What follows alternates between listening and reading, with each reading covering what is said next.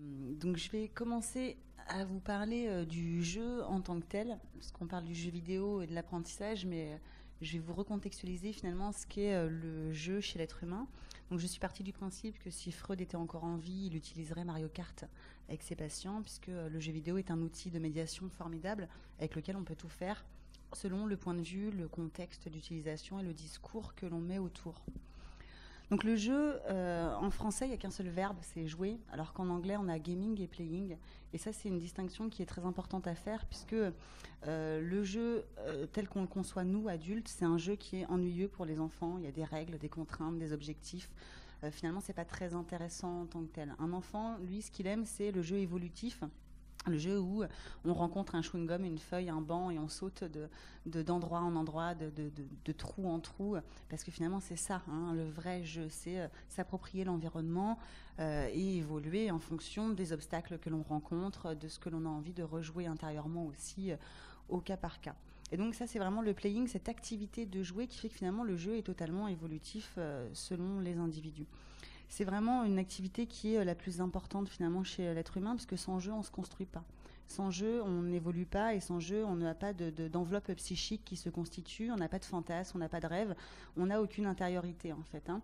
Le tout petit enfant, il va commencer à jouer, il va babiller, il va jouer avec sa salive, avec sa bouche, avec sa couche, avec tout ce qui est autour de lui. Et il va y jouer parce qu'il a besoin de pallier aux déficiences de l'environnement. Hein, le sein qui n'arrive pas, le biberon qui n'arrive pas, la couche qui n'est pas changée tout de suite. Donc pour l'humain, le jeu, c'est vraiment ce qui lui permet de supporter la vie, les contraintes et de se différencier de son environnement au fur et à mesure. Plus il va jouer avec l'environnement, plus il va savoir qu'il est lui-même différencié de cet environnement et il va pouvoir grandir et se constituer. Donc, ce qui est très important, c'est que tout petit, l'enfant, dans les premières semaines, il sait quelque part qu'il fait comme s'il sait qu'il est en train de pallier à des contraintes de la réalité. Et dès 2 ans, l'enfant a intégré la permanence des objets, ce qui fait qu'il n'y a plus de confusion entre le réel et le jeu. Hein. Un enfant va s'amuser à jouer à cache-cache avec ses doigts, il va essayer de se faire disparaître, apparaître, il va essayer de vous faire apparaître et disparaître. Tout ça, c'est totalement logique pour un enfant, et c'est parce qu'il a besoin de savoir que quand il met sa main devant les yeux, finalement, l'objet revient malgré tout.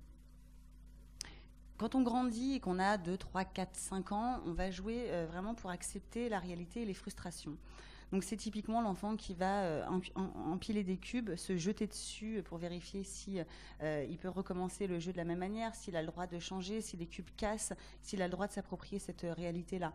C'est aussi l'enfant qui va construire un château de sable à marée basse, qui va se faire ensevelir et qui finalement va chercher à recommencer, voir si la réalité revient coup sur coup ou si finalement lui, il est tout puissant et qu'il pouvait maîtriser la réalité.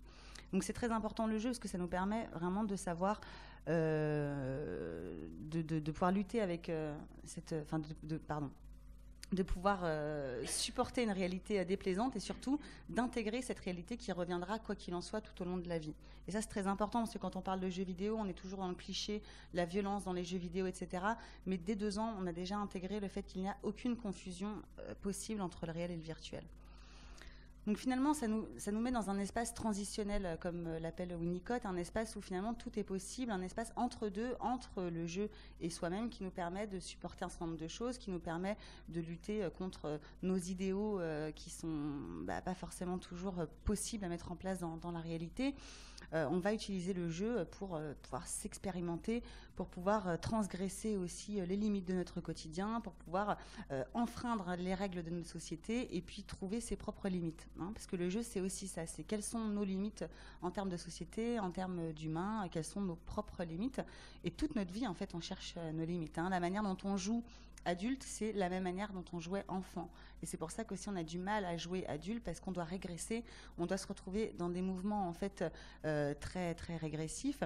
Et on voit bien hein, quand on joue au Monopoly, au Rami ou à tous nos jeux d'adultes, immédiatement on est le mauvais joueur, celui qui veut absolument gagner coûte que coûte, celui qui va réinventer les règles, celui qui va tricher. Bon, on sait tous comment c'est finalement jouer, et ça c'est un peu difficile pour l'adulte. Mais pour l'ado, c'est le moment très important où justement il va pouvoir se construire à travers un écran, à travers un jeu, à travers différentes expérimentations sociales, différentes interactions. Il va pouvoir aller au bout de lui-même, s'immerger dans des univers très différents, avec une narration particulière qui va le porter, faire travailler son imaginaire, l'aider à se construire, et puis surtout être dans la transgression et avoir le droit d'écraser des piétons, de tuer des gens à la pelle. Et d'ailleurs, ça va être l'objectif de certains jeux, de faire gicler le plus de sang possible. C'est parce qu'on est dans un jeu qu'on s'amuse à faire ça. Et ça, c'est très important parce qu'encore une fois, on est toujours sur ce cliché du jeu vidéo qui va rendre violent, addict ou isolé, alors qu'en réalité, le jeu nous permet juste d'expérimenter plein de situations sans risque et d'avoir le droit dans un cadre particulier, parce qu'un jeu, c'est un cadre, il y a des règles. Donc on peut s'amuser et essayer d'enfreindre ces règles-là, mais n'empêche qu'il y a un cadre dans lequel on évolue, et ça, c'est très important, parce que ça situe vraiment le contexte de jeu dans quelque chose qui n'est pas lié à la réalité. Donc le jeu, en fait, en réalité, c'est vraiment notre manière d'externaliser notre théâtre inconscient. On est tout le temps en train de se projeter à l'extérieur sur des écrans. Les écrans, c'est des très bons révélateurs et reflets et de la société et de nous. Il suffit de regarder quelqu'un évoluer sur un écran et on sera tout de suite auprès de son fonctionnement interne, de ses problématiques, de son narcissisme. Quelqu'un qui sur les réseaux sociaux poste toute la journée des selfies, on saura bien qu'il y a quand même une problématique narcissique. Quelqu'un qui va jouer à des jeux vidéo uniquement avec avatar, il y aura aussi quelque chose qui va se jouer avec son propre mouvement. Quelqu'un qui va jouer à la guerre, ce ne sera pas pour rien. Quelqu'un qui va jouer avec des zombies qui sont l'entre-deux, du vivant, du mort, de l'ado, de l'adulte, ça aura toujours une signification particulière. Donc ce qui est intéressant, c'est de regarder finalement qu'est-ce qui est en train de se passer à travers l'écran, pourquoi on joue à tel type de jeu, pourquoi on est attiré vers tel ou tel type d'univers, tel type de mécanique, qu'est-ce qu'on est en train de jouer et de chercher comme réponse inconsciente qu'on ne sait même pas formuler. Et donc l'adulte qui est extérieur à ça va pouvoir lui poser des mots aussi sur ce qui est en train de se passer dans la manière d'élaborer des stratégies d'un jeune, quelle mécanique on est en train de mettre en place, pourquoi on va chercher à aller vers tel ou tel type de situation, pourquoi on va faire tel ou tel type de choix. Un jeu n'est qu'une succession de choix. Et donc c'est très intéressant de regarder les choix que l'on fait, et c'est toujours très inconscient. Donc ça, c'est vraiment quelque chose de très important. On va pouvoir se défouler aussi énormément dans un jeu vidéo. Le principe des jeux vidéo violents, c'est de pouvoir lâcher prise, justement, mettre à distance toutes nos angoisses, nos pulsions agressives, sexuelles, tout ce qui peut nous déborder en fait dans notre quotidien. On a le droit de le canaliser à travers un jeu vidéo et justement de faire n'importe quoi dans cet univers-là avec des choses qu'on ne reproduirait pas du tout dans la réalité. Donc il y a vraiment une dimension cathartique de chercher des réponses malgré nous quelque part. Et donc quand on regarde quelqu'un qui joue à un jeu vidéo, on obtient énormément de réponses par rapport à son fonctionnement, ses attentes, ses insatisfactions, ses besoins, etc. Et donc on a tout intérêt finalement à analyser et décrypter ce qui est en train de se passer chez le joueur. Donc moi je résume ça à une phrase très simple, c'est « dis-moi comment tu joues et je te dirai qui tu es » ou « dis-moi à quoi tu joues et je te dirai qui tu es ». Parce que c'est un miroir de nous, c'est un miroir de nos constructions, tous nos choix se reflétant à l'écran, et ben on va tout de suite voir quelles sont nos limites, quelles sont les limites de l'autre, qu'est-ce qu'on cherche à dépasser de soi, pourquoi avoir besoin de se gratifier toute la journée, pourquoi avoir ce besoin de se revaloriser en étant dans telle ou telle guilde, tel ou tel groupe, pourquoi avoir besoin d'être incrusté, ancré identitairement quelque part, pourquoi telle ou telle communauté. Tout ça, c'est vraiment des éléments qui peuvent être très intéressants et qui peuvent permettre un levier formidable pour rentrer en relation avec un jeune avec lequel on est en difficulté. La relation frontale et duel, elle est parfois extrêmement complexe. Réussir à faire sortir des mots des fois d'un ado sur sa vie à l'école, sa vie amoureuse ou même sa vie tout court, c'est très dur. Faites-lui parler du jeu vidéo, vous aurez tous ces éléments-là et bien plus encore sans qu'il s'en rende compte. Donc c'est une belle manipulation aussi, mais par moments ça peut servir et être très intéressant. Et d'ailleurs, les Sims, là, c'est une image des Sims que j'ai mis.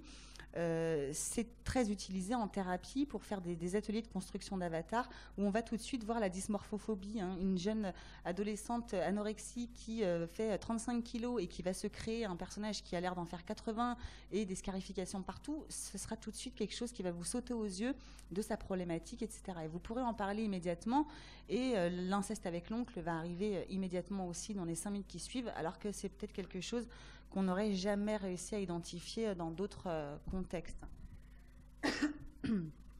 Un avatar, parce que bon, je vous parlais d'avatar juste avant, c'est quoi? C'est un représentant de soi. Donc ça va être au départ la petite figurine qu'on va choisir au Monopoly, bleu, vert, rouge. Et ce qui est intéressant, c'est de regarder finalement quand on joue à ce type de jeu avec ne serait-ce qu'une petite figurine comme ça aussi simple, on est tellement identifié et on projette tellement des parties de soi à l'écran que quand on va en prison sans passer par la case départ et sans gagner 10 000 euros, on est mal. C'est nous qui sommes mal, c'est nous qui sommes touchés. Alors que pourtant, c'est un pion qui est en case prison. Et on sait bien que c'est un jeu.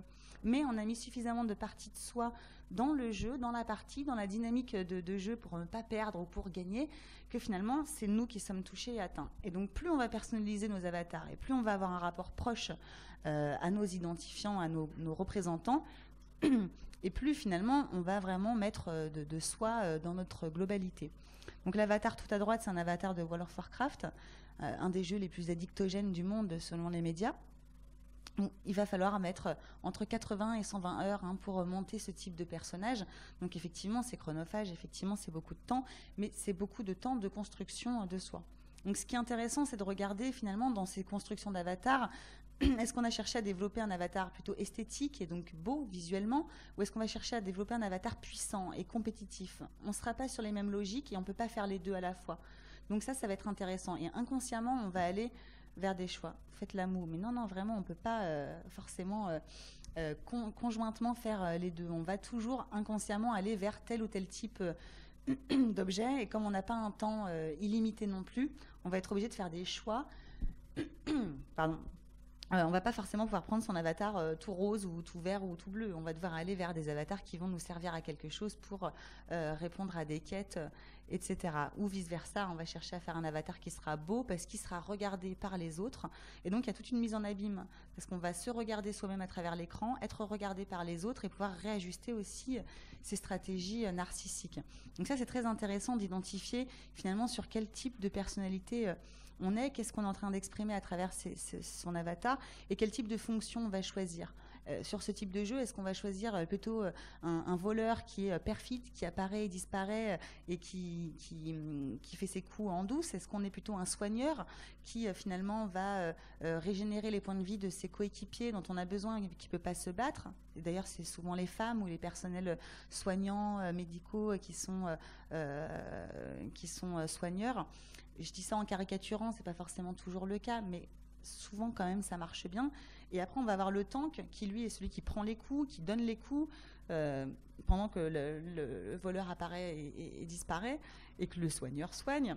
Mais celui-là, c'est souvent le petit gringalet qui finalement pourrait pas se faire taper dessus dans la cour de récré, qui n'a aucun pouvoir par rapport à ses camarades. Et donc c'est intéressant de regarder à chaque fois à quoi on cherche à pallier, quels sont nos idéaux intérieurs et comment finalement on réussit, au moment de l'adolescence en particulier, à se construire à travers ce type d'avatar, parce qu'on est en pleine puberté, parce que les poils poussent pas en même temps que ceux des copains, parce que finalement des fois on a besoin de s'enfermer dans un jeu pour obtenir des gratifications qu'on n'a pas autrement, et puis tout ça, ça s'apaise, ça se tempère, et comme on fait partie d'un groupement avec une hiérarchie, que tout le monde a besoin de tout le monde et que tout le monde est valorisé, finalement ça permet vraiment d'avancer dans une dynamique groupale qui est vraiment aujourd'hui quelque chose de primordial chez les jeunes. Donc en termes de jeux vidéo plus particulièrement, de manière plus large je veux dire, un jeu vidéo, on ne sait pas vraiment ce que c'est. On a tendance à parler du jeu vidéo au singulier, du joueur de jeu vidéo au singulier. Mais en réalité, un jeu vidéo, c'est donc le gaming, des règles, des contraintes, des objectifs. Ce qui est le plus intéressant dans le jeu vidéo, c'est l'interactivité, puisque à la différence de la télévision qui nous hypnotise, qui fait qu'on subit des images passivement, notre cerveau sécrète les ondes alpha, comme quand on dort, quand on regarde la télé. Alors que quand on lit, quand on travaille, quand on joue aux jeux vidéo, c'est les ondes gamma qui sont sécrétées parce qu'on est actif, parce qu'on est interactif et parce que notre cerveau est tout le temps sollicité avec une succession de choix. Et ces successions de choix, elles sont vraiment très importantes parce que ça passe par le corps. C'est le corps, quoi qu'il en soit, qui met en place les actions qui doivent se révéler à l'écran.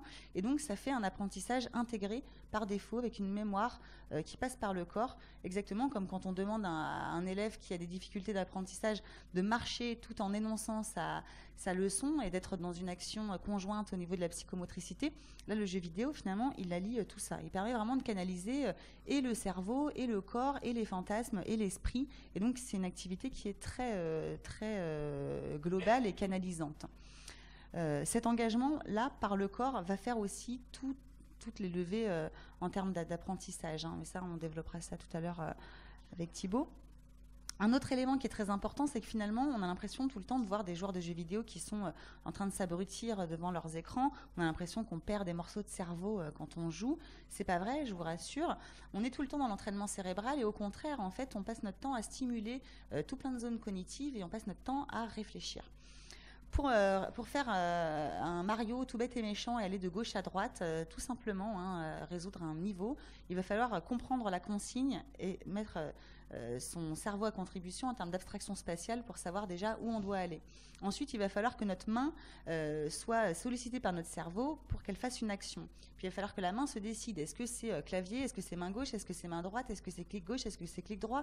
Est-ce que c'est multitâche, action conjointe? Bon, encore une fois, plein de réflexions. Et puis, il y aura toujours l'élément perturbateur. La carapace de Mario, la tortue, les pots de banane, le hérisson sur lequel il faut sauter. Et là, notre cerveau doit réajuster en termes de planification. Il faut immédiatement qu'il sache sauter sur le personnage, qu'il continue à mémoriser la consigne, qu'il sache encore où il doit aller.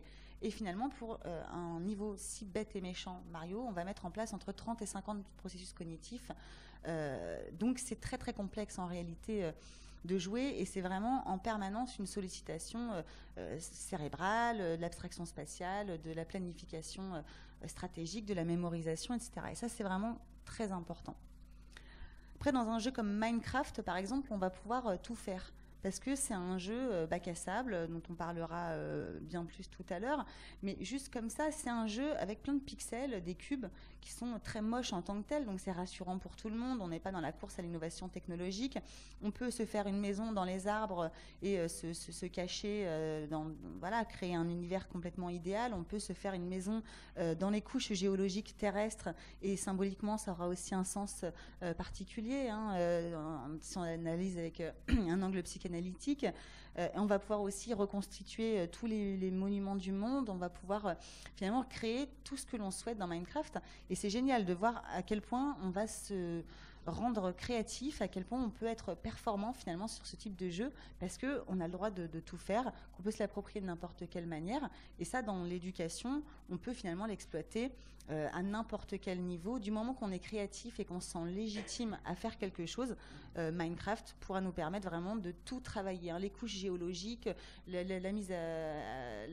lecture de plans, on pourra vraiment travailler tout ce qui est de l'ordre des sciences, reproduire des monuments historiques, reproduire des monuments en latin.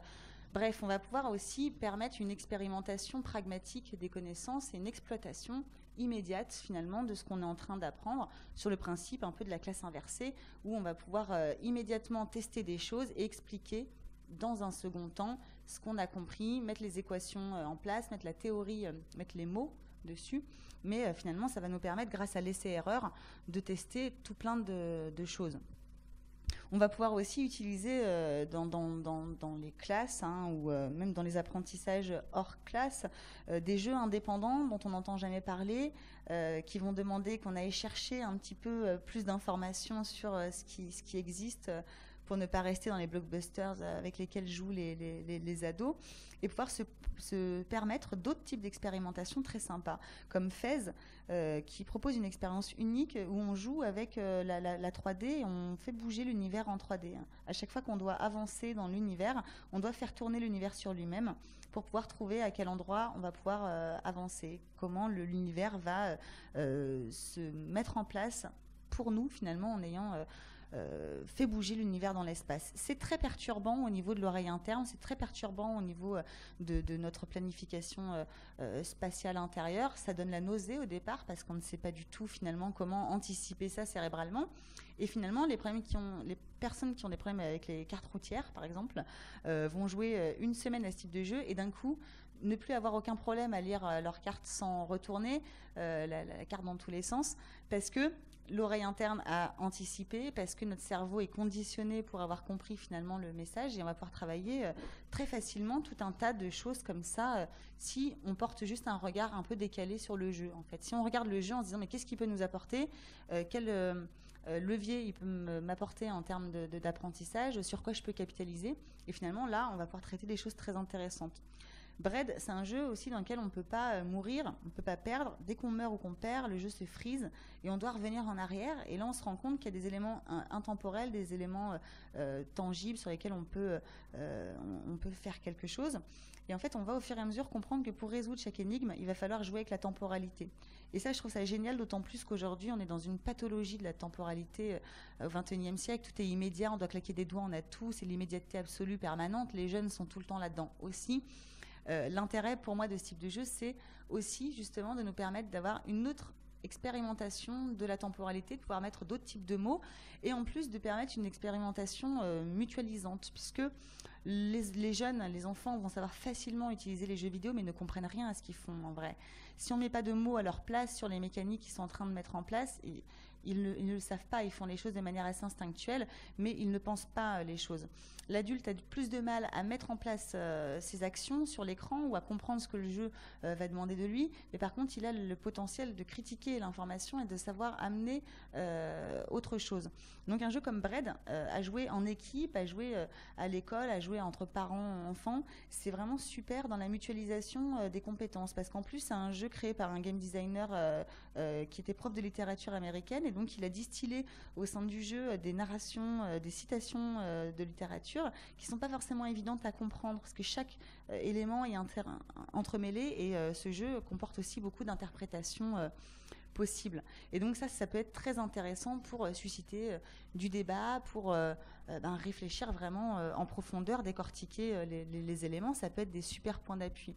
Et un jeu comme Botanicula, qui va être beaucoup plus accessible, puisque c'est à partir de 5 ans, va être aussi de l'ordre d'une expérimentation et une expérience très intéressante, puisqu'on a un univers qui évolue et change au fur et à mesure qu'on est en train de le toucher. On va avoir une branche qui va apparaître, un bourgeon qui va apparaître quand on va encore retoucher ce même endroit, et puis une fleur, et puis une plume qui va voler, qu'on va collectionner. Enfin, c'est un univers qui est très joli, qui est sensoriellement très parlant, et qui nous permet d'avoir des expériences esthétiques, artistiques, très particulière, et c'est ça aussi le jeu vidéo.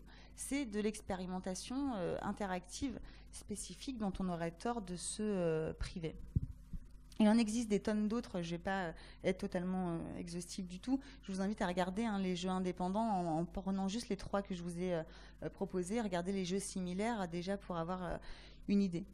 Donc pour information, juste le jeu vidéo en France aujourd'hui, alors j'ai pas les chiffres belges, mais bon, on est sur une moyenne de 41 ans, qui est fausse en vrai, on est sur 33 ans, parce que les chiffres aiment bien nous montrer n'importe quoi, mais on est quand même sur plus de femmes qui jouent aux jeux vidéo que d'hommes actuellement, parce que finalement, en réalité, on est très loin du cliché du joueur de 16 ans boutonneux qui joue à Call of Duty. Il y a aussi des femmes qui jouent à Angry Birds, Candy Crush, qui jouent aux petits jeux Flash et Facebook. Il y a beaucoup d'enfants qui jouent aussi à plein de petits jeux, des petites applications. Et au final, on a un large panel aujourd'hui de ce qu'est le joueur, et il n'y en a plus un seul joueur, même si les gens ne se reconnaissent pas comme joueurs de jeux vidéo en tant que tels. En termes de jeux vidéo dans le monde, on a plus d'1 milliard de joueurs sur la planète. Aujourd'hui, l'industrie du jeu vidéo a largement dépassé celle du cinéma depuis longtemps. C'est vraiment la première industrie culturelle au monde.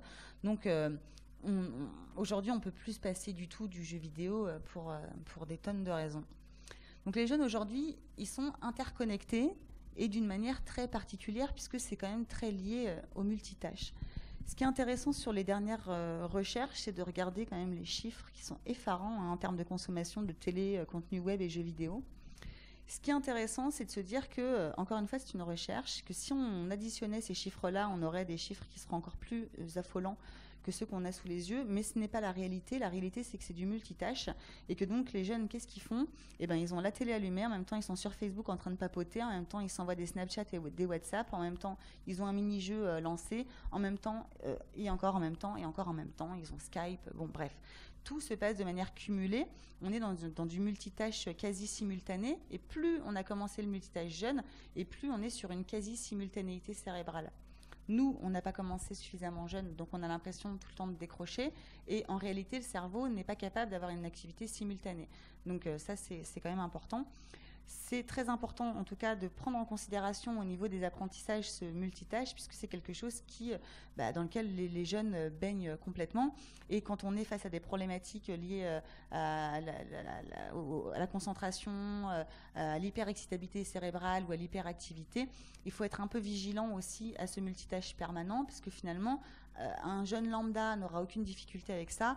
Un jeune qui a des difficultés en termes de concentration va passer son temps à décrocher et à se réaccrocher à chaque fois aux nouvelles tâches, mais il va perdre beaucoup en fait de sa concentration. Donc il faut avoir un peu de point de vigilance aussi sur ce type de choses. Mais en tout cas, c'est très intéressant de regarder finalement qu'on n'a plus d'augmentation du temps passé sur les écrans depuis quelques années.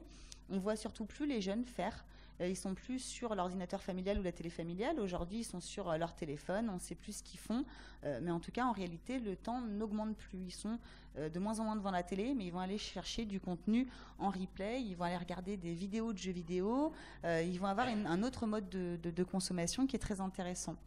Et en parallèle, un dernier chiffre qui est pertinent sur cette recherche, c'est que la lecture ne baisse pas.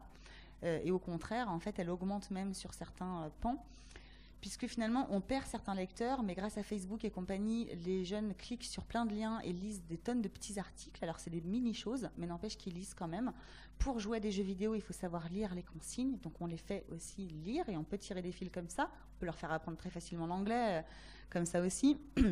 Et finalement, grâce aux tablettes et tous nos outils interactifs, on gagne aussi de plus en plus de nouveaux lecteurs, tous les dysorthographiques, dyslexiques, etc., qui finalement se retrouvaient en grosse difficulté avec la lecture et l'écriture et qui aujourd'hui peuvent grossir le texte, peuvent avoir des textes qui sont adaptés à eux, qui ne sont pas angoissés par le pavé et l'épaisseur du livre et qui vont finalement lire compulsivement sans s'en rendre compte. Donc finalement, le numérique n'est pas non plus en train de tuer le livre et le rapport à la lecture. Au contraire, ça nous permet vraiment de pouvoir tirer des fils de plus en plus et de raccrocher encore plus de wagons.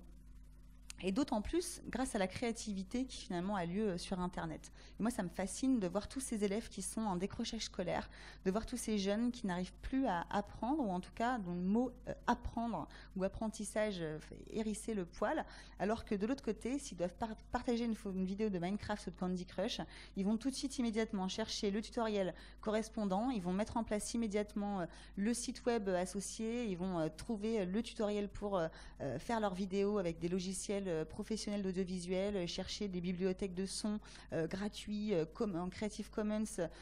C'est faramineux en fait. Et tout ça, c'est des compétences qu'on ne valorise pas, c'est des choses qu'on n'exploite pas forcément dans notre société actuelle, qu'on ne revalorise tellement pas qu'il y a un fossé entre le numérique et la réalité de l'autre, et qu'on a l'impression que les élèves aujourd'hui ne savent plus rien faire, que ce sont un peu des bœufs qui nous regardent avec des grands yeux parce qu'ils s'ennuient.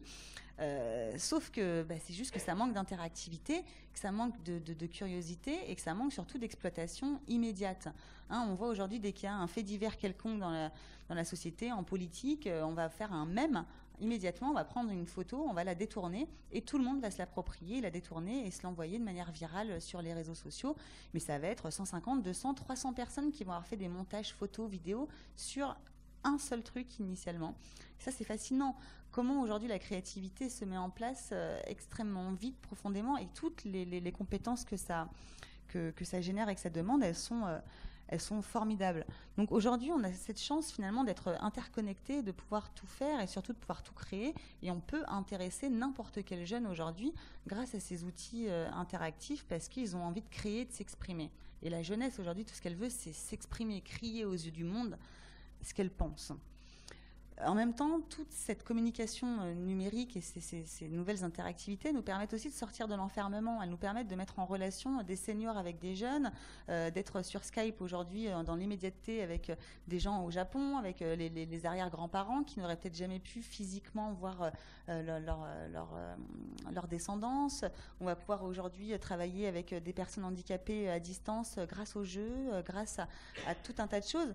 Finalement, ça ne nous enferme pas du tout, Internet, au contraire, ça nous fait sortir de l'isolement complètement, si tant est qu'on ait envie d'en sortir. D'un point de vue géographique, beaucoup de gens sont coincés. Et grâce aux jeux vidéo, grâce aux réseaux sociaux, etc., on peut communiquer les uns avec les autres, avoir un partage d'expériences communes et finalement se rencontrer sur des centres d'intérêt communs. Et ce qui est fascinant avec le jeu vidéo, c'est qu'aujourd'hui, on peut faire des tournois d'enfants de 8 ans contre des seniors sans que personne sache qui est qui et s'affronter sur un pied d'égalité. Et à la fin, on va les faire se rencontrer. On a des choses comme ça à Paris qui sont très rigolotes. Sur la phase finale de tournoi, on va les faire se rencontrer. Et là, ah bon, t'as 8 ans, ah bon, t'as 70 ans, mais qu'est-ce qui s'est passé? Et c'est génial. Parce que d'un coup, on n'est plus une fonction, on n'est pas un homme, une femme, on n'est pas, on n'est pas une posture dans la société, on est quelqu'un qui sait faire ou qui ne sait pas faire. On se rencontre sur d'autres modalités de complicité, ce qui crée une autre tolérance chez les jeunes, une autre ouverture, un lien groupal totalement différent. Les jeunes ne se rencontrent pas avec un lien hiérarchique en réalité. Ils s'en fichent de savoir si vous avez 8 ans ou si vous êtes chef d'entreprise. Ce qu'ils veulent savoir, c'est si vous êtes bon ou pas dans le jeu, si vous savez gérer ou pas tel ou tel logiciel.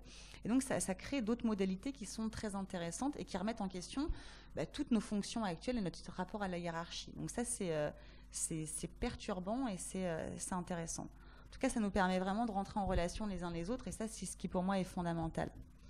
Donc en termes de jeux sérieux, il existe énormément de jeux qui sont développés spécifiquement à des fins de prévention, d'information, d'apprentissage, de thérapie.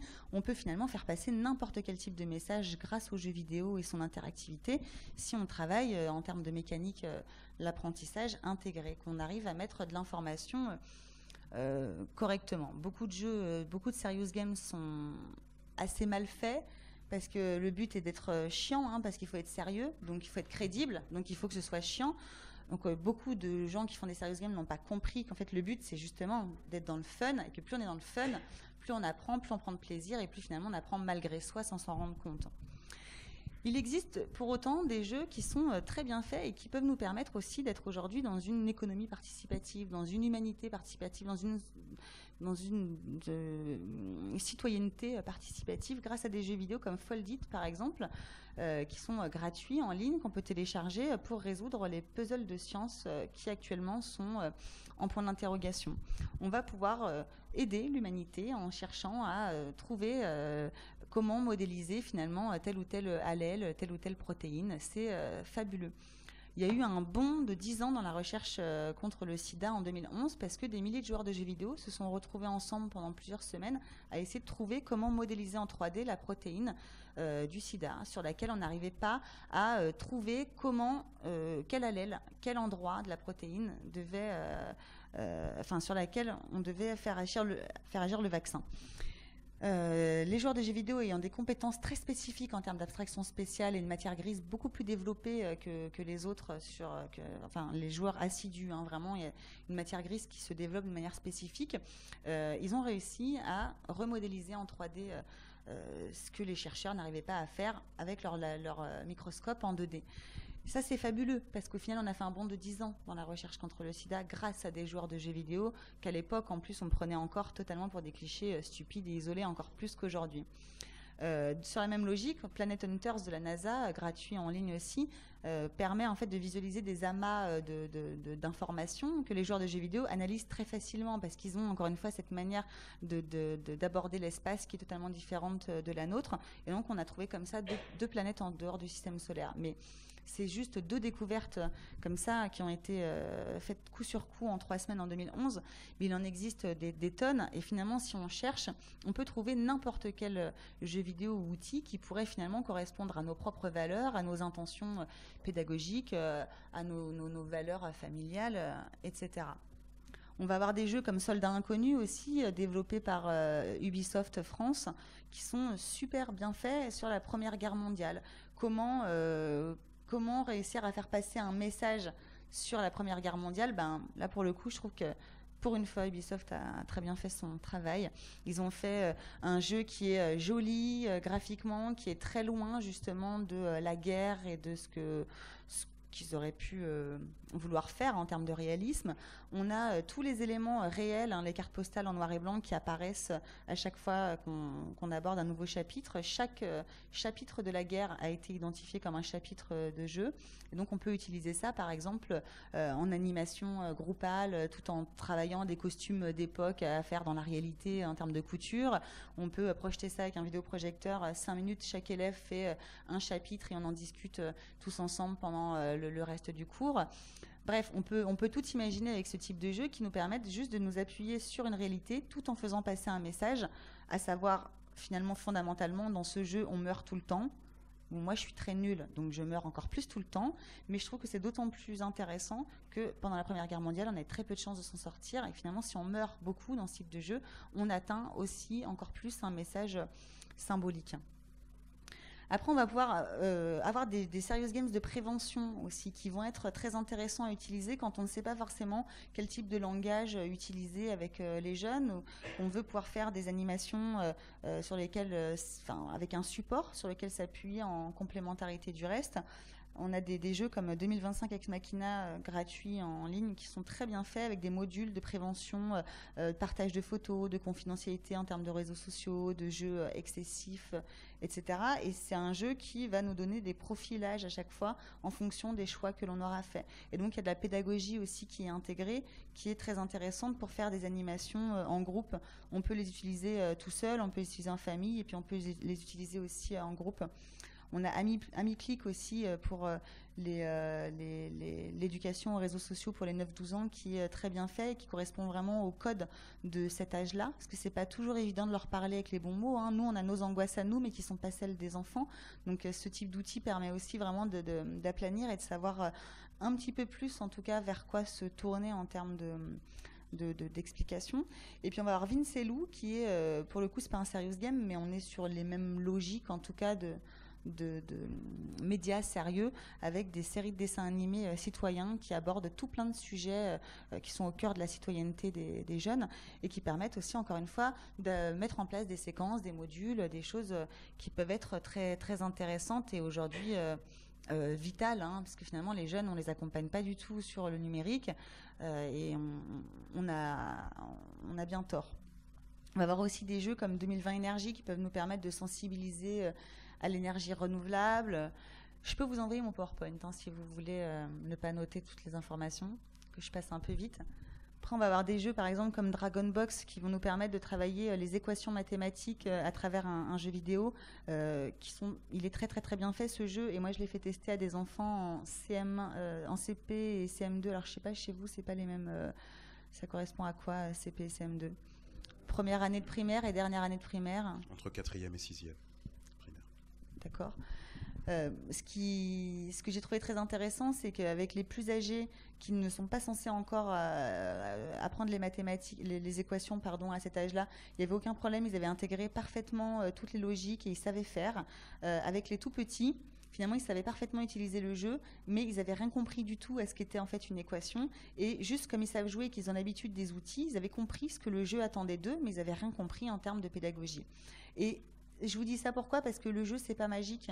C'est pas l'outil comme ça génial qui va faire que finalement on va d'un coup raccrocher tous les wagons. C'est juste que c'est des outils complémentaires qui sont formidables. Et si on met le bon discours derrière, si on est prêt en termes de pédagogie et qu'on a assis les bons principes et la bonne théorie au préalable, on va pouvoir avoir des résultats fabuleux. Mais ça va pas sortir du chapeau non plus. C'est pas le jeu vidéo qui va faire apprendre les jeunes en tant que tels.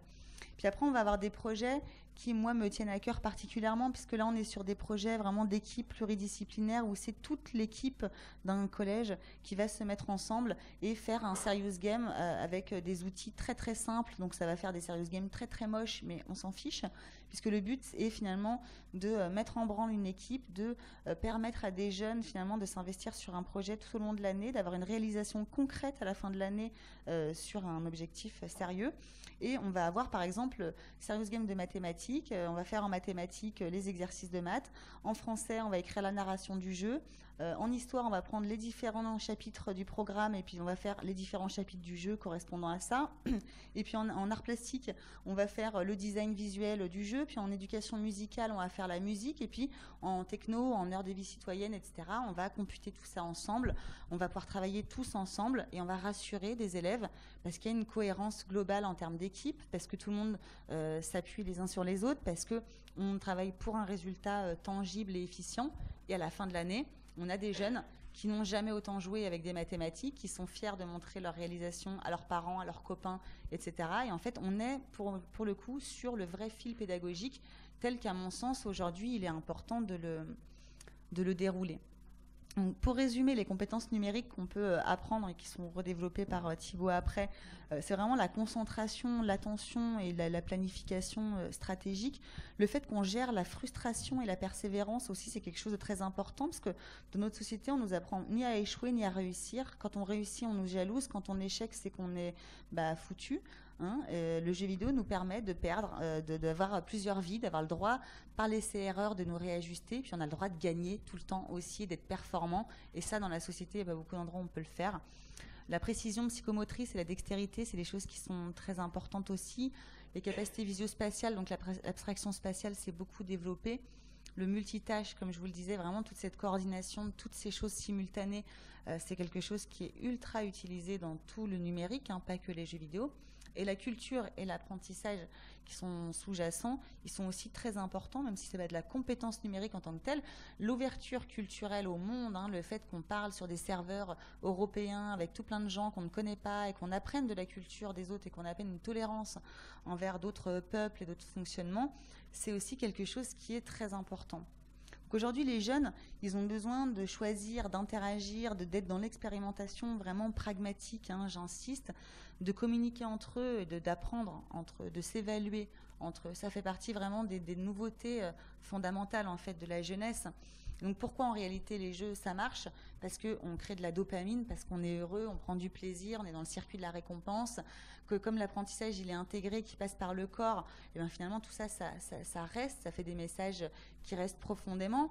De la même manière que si on veut faire passer un message de propagande à travers un jeu vidéo, on le peut aussi facilement, hein. Ça reste un outil, un média, et donc à partir de là on pourra faire passer tous les messages que l'on souhaite. Mais la dynamique groupale qu'on voit à l'œuvre dans les jeux vidéo, elle est très importante et elle correspond finalement très fortement à la méthode Freinet que l'on a abandonnée il y a un certain nombre d'années, où finalement on était sur le principe de la cooptation en groupe, où celui qui a terminé plus vite que les autres, il va aider les autres, il s'ennuie pas, et finalement celui qui a la traîne, il se fait pas rabrouer par le prof, mais il se fait aider en complémentarité par celui qui a tout compris au départ. C'est important pour eux finalement de se retrouver entre eux. En termes de prévention, ce que je vous disais tout à l'heure de ce clivage entre la réalité et le virtuel, c'est quelque chose qui me paraît juste fondamental. Aujourd'hui, on ne peut pas considérer que le réel et le virtuel ou que le réel et le numérique sont deux choses différentes. Ce sont deux choses qui sont dans une continuité absolue, qui s'inter-influencent. C'est nous, humains, qui avons créé le numérique. C'est nous, humains, qui interagissons avec ce numérique. C'est nous qui créons. On remplit Internet de tout et n'importe quoi. Le problème aujourd'hui, c'est que les adultes, les penseurs, les professeurs sont pas assez sur Internet. Et donc finalement, quand on cherche une information, on trouve surtout du n'importe quoi, parce que c'est les jeunes qui le remplissent, c'est ceux qui utilisent le numérique qui le remplissent. Et on manque, je trouve cruellement finalement, d'implication des autres adultes pour qu'on soit tous finalement dans cette cohésion globale, humaine des adultes qui considèrent qu'Internet c'est un nouveau territoire, que les jeux vidéo c'est un nouveau territoire sur lequel on doit tous se positionner. Les conséquences ne sont pas différenciables. Il n'y a pas plus de pédophiles en ligne que dans la réalité. Sauf que dans la réalité, on dit à un enfant de ne pas accepter de bonbons des inconnus. Dans le virtuel, on ne le fait pas. On n'explique pas aux enfants qu'il ne faut pas qu'ils aillent à des rendez-vous. On ne cherche pas à savoir avec qui ils sont amis, à quel jeu ils jouent, ce qu'ils sont en train de faire sur les écrans. Et donc, tant qu'on ne décrypte pas ça, on laisse les enfants en danger. Donc pour moi, vraiment, la première chose et la principale chose à retenir, c'est que le numérique et le réel sont la même chose. C'est juste une continuité de nous humains et c'est des outils qui nous permettent finalement de nous démultiplier, d'appuyer sur plein de choses, de capitaliser sur plein de choses. Mais on aurait tort vraiment de laisser ce fossé continuer à se creuser. Donc pour moi, la meilleure manière de baisser ce fossé, c'est de s'approprier le numérique en premier lieu, de l'expérimenter, de tester, de mutualiser surtout nos compétences et de bénéficier des expérimentations des jeunes. Parce qu'aujourd'hui, on a changé de modèle de transmission. Tout s'est horizontalisé. On n'a plus besoin que l'adulte transmette de l'information aux jeunes. Le jeune, il a de l'information sur Internet, sur Wikipédia, sur Google. Il n'en a que faire qu'on lui apprenne de l'information. L'enfant a besoin qu'on lui apprenne à réfléchir, à critiquer, à comprendre ce qu'il est en train de se tramer. Et l'adulte, il a besoin d'apprendre à faire. Donc, vous voyez la logique. C'est très facile de mettre les deux ensemble et ça marche. Donc, expérimenter, ce sera ma conclusion, c'est la chose la plus importante. Apprivoiser les outils, c'est primordial, puisque ça va vous permettre de savoir finalement comment vous positionnez les uns face aux autres, de vous positionner par rapport à certains outils, et puis de ne pas forcément faire ce que le voisin fait. Aujourd'hui, on est quand même trop dans ce besoin de tout rendre un cerveau unique où on va tous se faire pareil, penser pareil. Je crois que justement le numérique nous permet tous d'avoir différents outils à nos dispositions et ça ne sert à rien d'utiliser des outils avec lesquels on est mal à l'aise. Autant essayer ceux avec lesquels on se sent bien, commencer à appuyer sur un certain nombre de fils et puis regarder ce qui se passe après. Je crois que j'ai oublié des milliards de trucs, mais comme j'essaie d'aller vite pour pas perdre trop de temps, je pense m'arrêter là. Voilà. Ce sera ma conclusion. C'est une belle conclusion, Vanessa. Appropriez-vous les outils, voilà.